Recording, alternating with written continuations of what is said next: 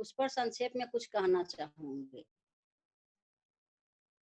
क्योंकि उससे मैंने एक प्रश्न दिया था कि बाल गोविंद भगत किस महीने के शाम में अपने आंगन में बैठकर गीत गाया करते थे। कोई बच्चा लिखा है गर्मी के महीने में, क्योंकि कहानी में दिया हुआ है कि भाद्रपद महीने में, यानी कि हिंदी का जो 12 महीना होता है, पहले भी आप लोगों को हम बताए थे कि हम लोगों का हिंदी का महीना जो होता है, वह चैत मास से शुरू होता है। चैत को चैत्र भी कहते हैं और इस तरह से चैत, वैशाख, ज्येष्ठ, आषाढ़, सावन, जिसे हम श्रावण भी कहते हैं, और भादो, जिसे भाद्रपद भी कहते हैं, और आश्विन, कार्तिक या कार्तिक, अगहन, पौष, माघ, फाल्गुन, जो कि आपको याद होगा। जो बच्चे नहीं जानते होंगे वो जान लिए कि हिंदी के भी 12 महीने होते हैं जिनका नाम इस प्रकार से है। तो उसी हिंदी का महीना जो भाद्रपद है, उसी महीना में बाल गोविंद भगत गाया करते थे। अब आते हैं, हम बात करते हैं पिछले दिनों जो पढ़ाई हुई है राम लक्ष्मण परशुराम संवाद। तो संवाद का मतलब होता है वार्तालाप। तो उसमें काव्य का जो भाव सौंदर्य है, उसमें कहीं-कहीं व्यंजना शक्ति का प्रयोग हुआ है, कहीं अलंकार का प्रयोग हुआ है और कहीं-कहीं छंद का प्रयोग हुआ है। तो छंद आप लोग नहीं समझ सकते हैं क्योंकि छंद की पढ़ाई आपको नहीं पढ़ाई गई है। और बात रही अलंकार की, तो अलंकार आप लोग जानते ही होंगे क्योंकि अलंकार की पढ़ाई क्लास 9 में भी हो चुकी है। तो जगह-जगह पर अलंकार का प्रयोग हुआ है और व्यंजना शक्ति, तो व्यंजना शक्ति में मुझे याद है कि आप लोगों को शब्द शक्ति पढ़ाया जा चुका है। तो शब्द शक्ति 3 होते हैं, अभिधा, लक्षणा और व्यंजना। तो व्यंजना शक्ति में क्या होता है कि शब्द का जो अर्थ होता है, वह व्यंग्यार्थक होता है। तो इसलिए हम देखते हैं कि इस काव्य में हर जगह व्यंग शब्द का प्रयोग हुआ है, इसलिए इसको हम कह सकते हैं व्यंजना शक्ति। तो अब आइए बात करते हैं आज के नए पाठ के बारे में। आज आज आपको हम बताने जा रहे हैं लखनवी अंदाज। इसके लेखक हैं जसपाल जसपाल जी। तो जसपाल जी के बारे में जीवनी तो आपके किताब में दिया हुआ है, उससे आप याद कर लीजिएगा। अब आते हैं हम मूल मूल विषय पर, जिसका शीर्षक है लखनवी अंदाज। तो हम प्रायः यह कहा करते हैं आप लोगों से कि किसी भी कहानी का शीर्षक जो होता है, उसमें पूरी कहानी का भाव छिपा हुआ रहता है। उसी तरह से यह लखनवी अंदाज है। तो लखनऊ के लोगों पर ही व्यंग कसते हुए कहानीकार ने इसको लिखा है। और अंदाज का मतलब, ऐसे तो अंदाज का अर्थ अनुमान भी होता है, लेकिन यहाँ अंदाज को तौर तरीके के रूप में लिया गया है। इसमें लेखक जो हैं, वो भीड़ भाड़ से बचने के लिए किसी सेकंड क्लास के डब्बे में जाकर के बैठते हैं। इस कहानी में वे यात्रा के माध्यम से शुरू किए हैं कि लखनवी लोगों से मुलाकात उनको कब होती है, तो किसी यात्रा के दौरान। तो यात्रा में वे रेल से सफर करते हैं, तो ये अपने ही शांति के लिए सेकंड क्लास के डब्बे में बैठते हैं। लेकिन देखते हैं वहाँ क्या कि पहले से एक सभ्य पुरुष वहाँ बैठा हुआ है। वहाँ जाने के बाद ये बैठते हैं उनके सामने वाली सीट पर, लेकिन देखते हैं वह व्यक्ति जो है, उसको इनके जाने के बाद कोई खास खुशी महसूस नहीं होती है और वह विचित्र टाइप से व्यवहार करता है, जो कि इन्हें लगता है देखने से कि मेरे आने से उसको खुशी नहीं हुई है, बल्कि वह भी शांति ही चाहता था। खैर मन की बात जो हो, उसके बाद इनकी नज़र जाती है कि उसके पास एक तौलिया है, उस पर 2 खीरे रखे हुए हैं। कुछ देर के बाद मौन भंग होता है और वे लखनऊ वाले जो हैं, वो क्या करते हैं कि खीरे को निकालते हैं, बड़े सलीके से उसको काटते हैं, उसको एक-एक फाक को फिर सजाते हैं और उस पर खीरा बेचने वाला जो होता है, खीरा के साथ कुछ चूरन वगैरह देता है, तो उसी चूरन को वे बड़े तरीके से सब पर बुरकते हैं। फिर लेखक की ओर बढ़ाते हैं, बढ़ा कर के खाने के लिए कहते हैं और किस शब्द से संबोधन करते हैं? किबला, हाँ, किबला। तो किबला शब्द जो होता है, वो किसी आदरणीय व्यक्ति के लिए संबोधित किया जाता है। तो वो लखनऊ वाले जो हैं, सो किबला शब्द से संबोधित करते हुए कहते हैं लेखक को कि आप इसे खाइए। लेकिन लेखक भी अपनी शान में अड़े हुए हैं। इनको भी लगता है कि नहीं, जब यह हमसे बात ही नहीं कर रहा था, तो मैं अभी इसका खीरा क्यों खाऊँ? तो ये भी कहते हैं कि नहीं, मेरा मैदा जो है सो खराब हो चुका है। हम ये सब खाना पसंद नहीं करते हैं। अब वो लखनऊ रईस जो है, वह इनसे भी कुछ कदम आगे निकला। वो क्या सोचता है कि इसका पेट तो खीरा खाने से खराब होता है। हम भी दिखाते हैं अपना रईसी ठाठ। वो क्या करता है, एक-एक फाँक उठाता है, मुँह और नाक के पास ले जाता है और सूंघ-सूंघ करके उसको बाहर फेंकते जाता है। ऐसे करते हुए वह दोनों खीरा को एक-एक फाँक करके फेंकते गया और अंत में डकार लेता है। डकार लेने से ऐसा लगता है जैसे उसका पेट भर गया हो। यह सब देख कर के लेखक को बड़ा अजीब-सा लग रहा था।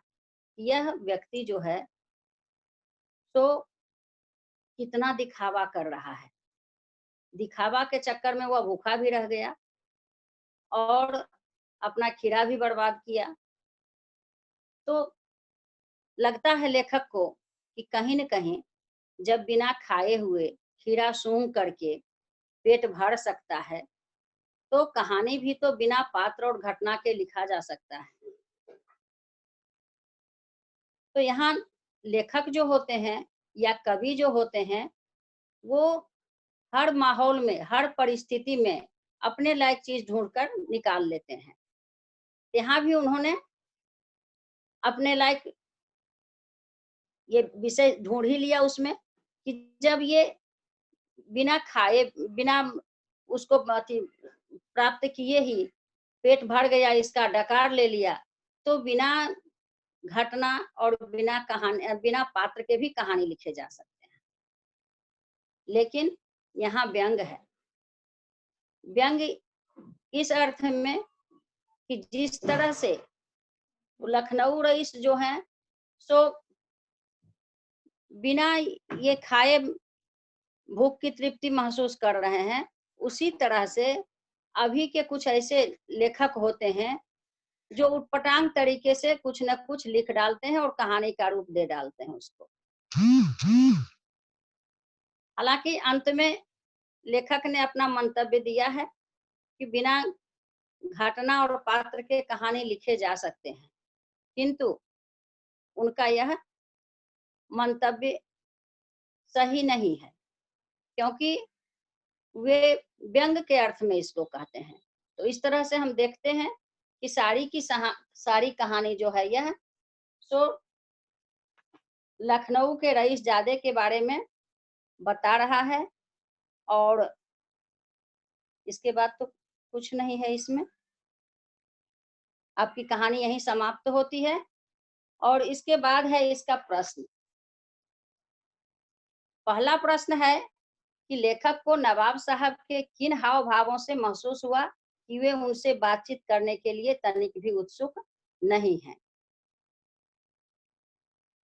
तो कहते हैं लेखक कि जब हम सेकंड क्लास के डिब्बे में चढ़े, तो नवाब साहब उसे जिस दृष्टि से देखा, उनसे इनको लगा कि नवाब साहब के निश्चिंतता में जो है सो विघ्न पड़ गया है, वे बाधित हो गए हैं इनसे।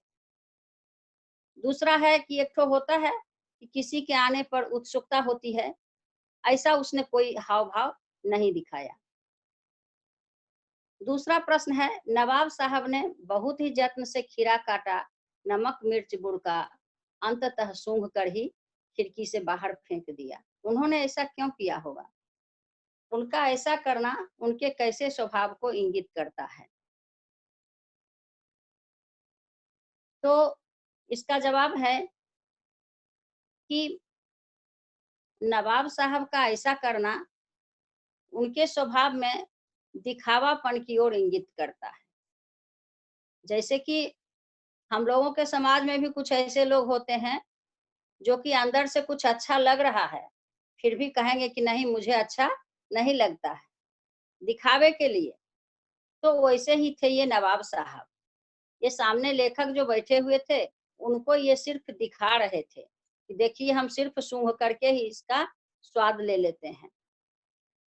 तीसरा क्वेश्चन है, बिना विचार, घटना और पात्रों के भी कहानी लिखी जा सकती है।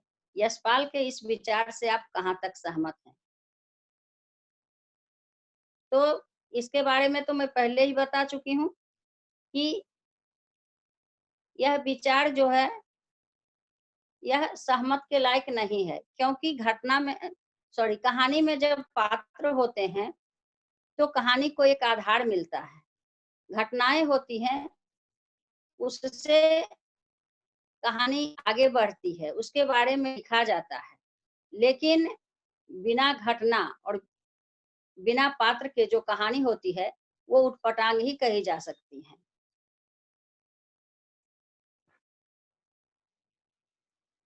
आज का लेसन आपका यहीं समाप्त हुआ। इसके आगे अगर किन्हीं को कुछ पूछना है तो पूछ सकते हैं।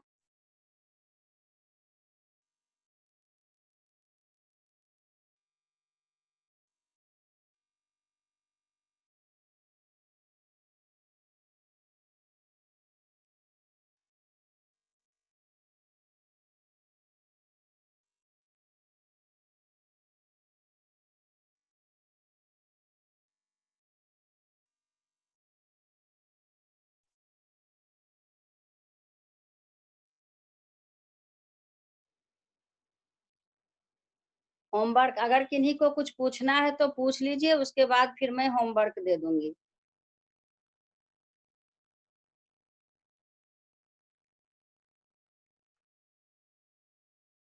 होमवर्क में कुछ शब्दार्थ याद करने के लिए दिया जाएगा और कुछ प्रश्न जो कि लिख करके फिर सेंड कर दिया जाएगा। नव्या, क्या डाउट है मैम आपका, पूछिए। हाँ, बोलो। मैम परशुराम वाला चैप्टर में क्वेश्चन नंबर 8 और क्वेश्चन नंबर 9 समझा दीजिए। 8 और 9 ठीक, 1 सेकंड मैं देख रही हूँ। अब मैं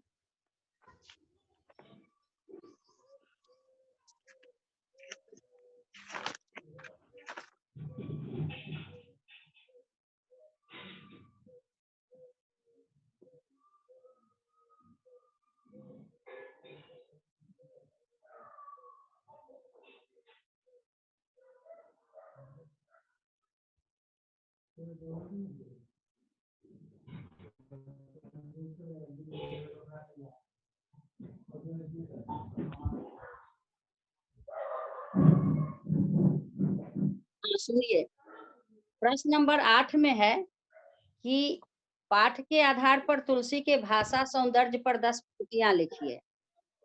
जैसा कि मैं पहले बता चुकी हूँ कि इस पाठ में जो काव्य है दिया गया है, उसका उसके भाषा की क्या सुंदरता है। जैसे आप जानते हैं कि किसी भी काव्य को सुंदर बनाने के लिए उसको अलंकृत किया जाता है। तो उसी तरह से यह जो काव्य है, उसके भाषा की सुंदरता क्या है? तो उसकी भाषा की सुंदरता है कि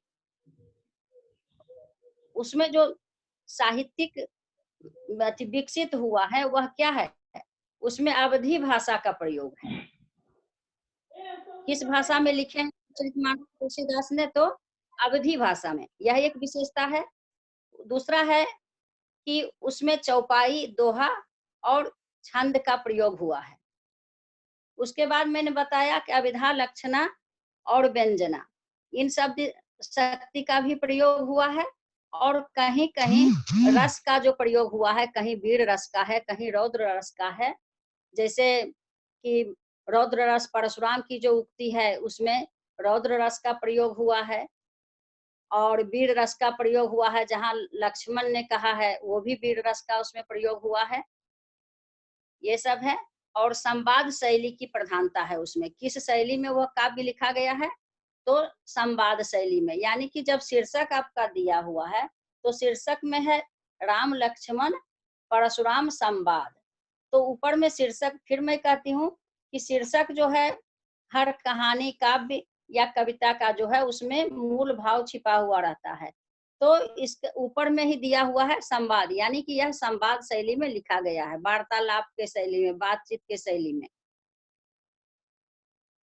उसके बाद कौन है, क्वेश्चन नंबर 9। ऐसे अगर अच्छी कुछ बोलो है, ऐसे 4 गो लेटर नहीं कटा सकत है। ये वो कट के चुप, लगता। चुप, चुप, चुप। 9वां प्रश्न है, इस पूरे प्रसंग में व्यंग का अनूठा सौंदर्य है, उदाहरण के साथ स्पष्ट कीजिए। तो व्यंग जो है, जैसे कि व्यंग, ये लक्ष्मण जी कहते हैं कि मैंने बचपन में बहुत सा ऐसा धनुहिया तोड़ डाला, कोई किसी ने ऐसा गुस्सा नहीं किया। ये सब व्यंग है, क्योंकि यह धनुष जो है सो कोई साधारण धनुष नहीं है, यह शंकर का धनुष है। और उसी तरह से मान लिया जाए, फिर लखन व्यंगात्मक रूप से कहते हैं कि सुनहु देव सब धनुष समाना, का क्षति लाभ जुन धनु तोड़े, देखा राम नयन के भोरे। ये सब पंक्तियां जो हैं सो व्यंगात्मक पंक्तियां हैं। तो इसी को आपको लिखना है। इसमें जैसे पूछता है कि इस पूरे प्रसंग में व्यंग का अनूठा सौंदर्य है, उदाहरण के साथ स्पष्ट कीजिए। तो इसमें जो जो पंक्तियां व्यंगात्मक हैं उसे आपको लिखना है और उसको 1-2 लाइन में व्यक्त कर देना है। और कुछ?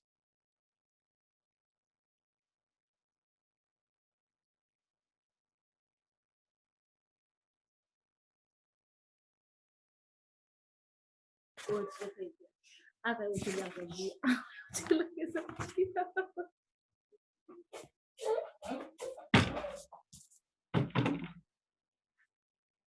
और कुछ पूछ किसी को? मैम हाँ बोलो। मैम क्वेश्चन नंबर 4, आप इस निबंध को और क्या नाम देना चाहेंगे? मैम इसका समझा दीजिए थोड़ा सा। क्वेश्चन नंबर 4 4 किसका? जो अभी पढ़ाए लेसन, जो अभी लेसन पढ़ाए उसका क्वेश्चन नंबर 4। लखनवी अंदाज का। हाँ हाँ, तो इसका और कौन कौन सा शीर्षक दे सकते हैं कहानी का? जी। कौन कौन सा शीर्षक हो सकता है? सोचिए, सोचिए अपने मन में, नहीं तो उसके बाद हम तो फिर बताएंगे ही। बता दीजिए। बता दें? Yes ma'am. दिखावा, और नहीं? यस मैम लिखा।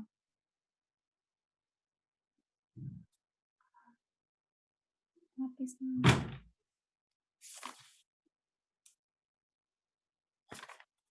एक ही लिखना है मैम, क्या? एक ही लिखना है। हाँ बोलो। दिखावा हाँ, सिर्फ दिखावा एक भी ही। लिख सकते हैं। और उसके बाद दिखावा भी लिख सकते हैं। और ये इसका क्या हो गया, लखनवी अंदाज है ना, यस मैम। तो लखनवी भी लिख सकते हैं। फिर से बोलिए मैम।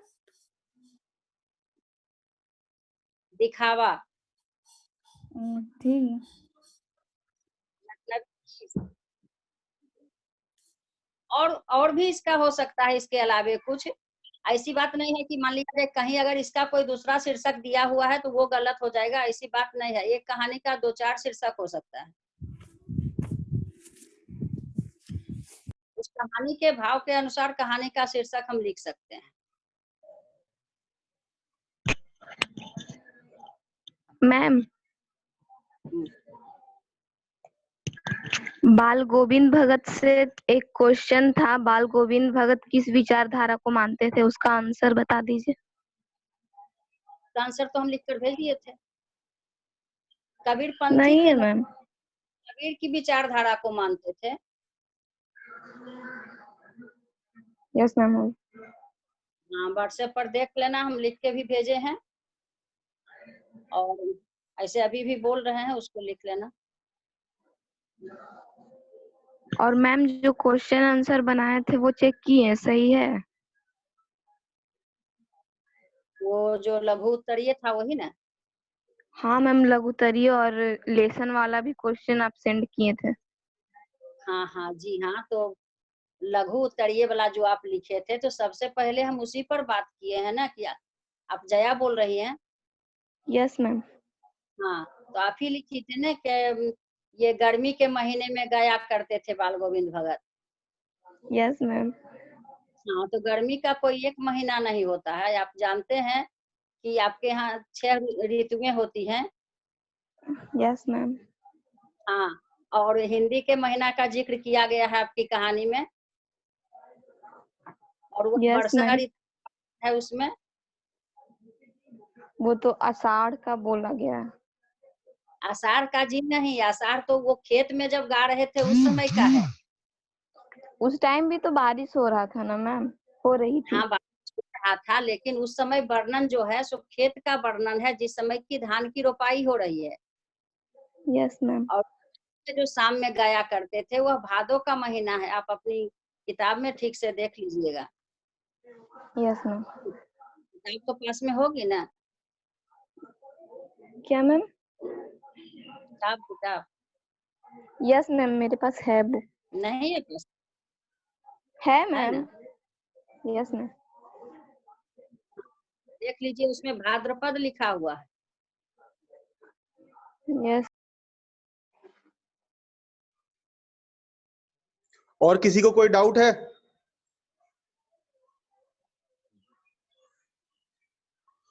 और किसी को कोई नहीं, डाउट? हाँ, होमवर्क हम राजनंदिनी भेज क्या डाउट है? के मैम परशुराम चैप्टर का 7 का भाव समझा दीजिए। किसका? परशुराम चैप्टर का। परशुराम चैप्टर का 7 क्वेश्चन नंबर, भाव स्पष्ट कीजिए। ओ राम लक्ष्मण परशुराम संवाद, हाँ। 7वां क्वेश्चन यस मैम। देखते हैं।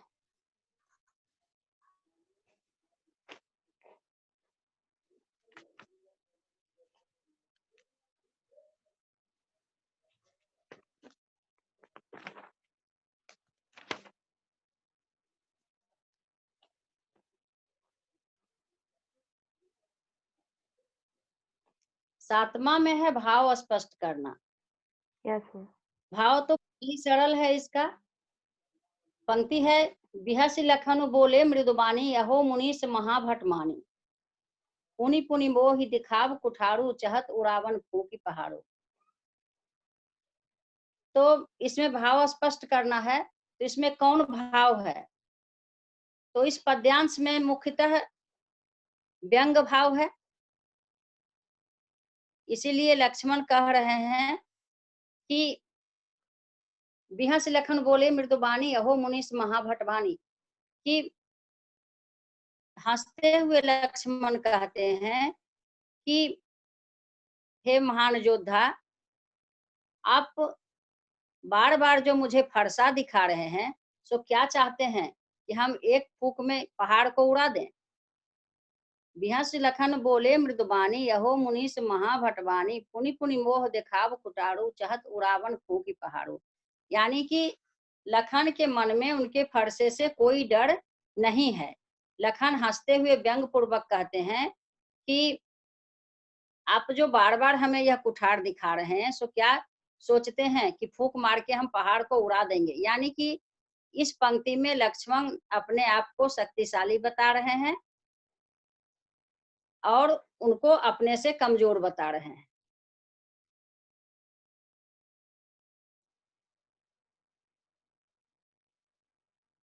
यहाँ कुंभर बतिया को उनाही, जे तर्जनी देखी मर जाही, देखी कुठार सरासर बाना, मैं कछु कहा सहित अभिमाना।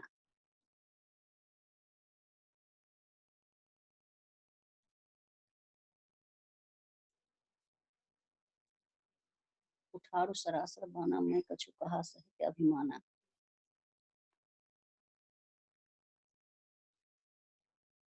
कहते हैं इन पंक्तियों में, कहते हैं लक्ष्मण जी कि यहाँ कुंभर बतिया को उनाही, जे तर्जनी देखी मर जाही।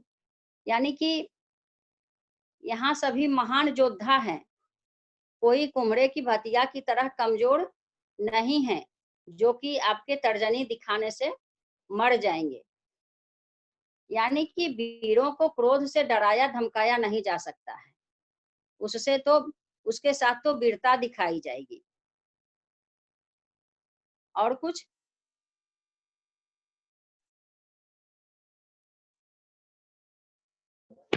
प्रभाकर, क्या डाउट है तुम्हारा? मैम लखनवी अंदाज का क्वेश्चन नंबर 5 का ख बता दीजिए। लखनवी अंदाज का क्वेश्चन नंबर 5 का ख। 5।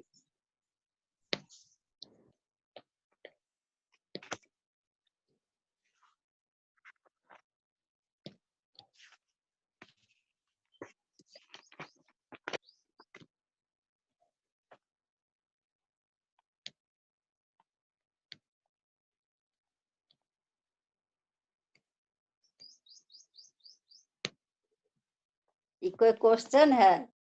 क्वेश्चन है, किन किन चीजों का रसास्वादन करने के लिए आप किस प्रकार की तैयारी करते हैं? तो मान लिया जाए आप जब कोई चीज खाते हैं तो उसके लिए क्या क्या तैयारी करते हैं? मान लिया जाए आप संतरा खा रहे हैं, तो संतरा खाने के लिए क्या तैयारी कीजिएगा बताइए? संतरा को जब मार्केट से लाते हैं तो उसको धोते हैं, उसके बाद उसका छिलका उतारते हैं, फिर उसके फाँक को अलग करते हैं, उसके बाद उसका बीज निकालते हैं, फिर खाते हैं। उसी तरह से मान लिया जाए आप टमाटर खा रहे हैं, तो टमाटर को क्या कीजिएगा, पहले उसको ला करके धोइएगा, फिर उसको काटिएगा और उसके बाद उस पर जो है मान लिया जाए स्वादानुसार नमक, काली मिर्च का पाउडर, मिर्च का पाउडर, जो जो खाते हैं उसको उस पर बुड़किएगा, फिर खाइएगा। यही तो है इसमें। किसी चीज का स्वाद लेने के लिए हम किस प्रकार की तैयारी करते हैं। और मैम मेदा का अर्थ क्या होता है? मेदा का अर्थ यहाँ होता है पाचन शक्ति, आमाशय। समझ गए। और यहाँ एक और शब्द आया है लजीज। लजीज में तो अच्छा होता है। अच्छा होता है ना? हाँ। अच्छा, स्वादिष्ट। हाँ। ठीक, समझ और गए। एक कौन? नव्या, क्या डाउट है तुम्हारा? मैम चौपाई क्या होता है? क्या? हाँ, फिर से बोलो। चौपाई क्या होता है?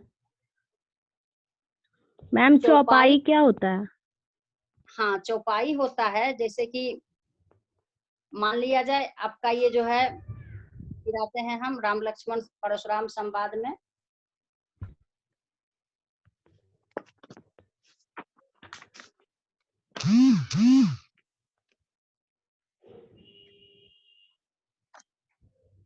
हाँ, ये जो आपका ये 4 लाइन की जो पंक्तियां हैं काव्य खंड में, 4-4 लाइन की पंक्तियां आप देखते हैं कि एक में पूर्ण विराम दिया हुआ है दूसरे में डबल ये पूर्ण विराम है। और उसी तरह से मान लिया जाए ये इस तरह से इसका जो अनुच्छेद पूरे 4-4 लाइन का है, इसको हम चौपाई बोलते हैं। ठीक है मैम, थैंक यू। ऐसे अब कोई परिभाषा डाउट नहीं है? को देंगे आपको।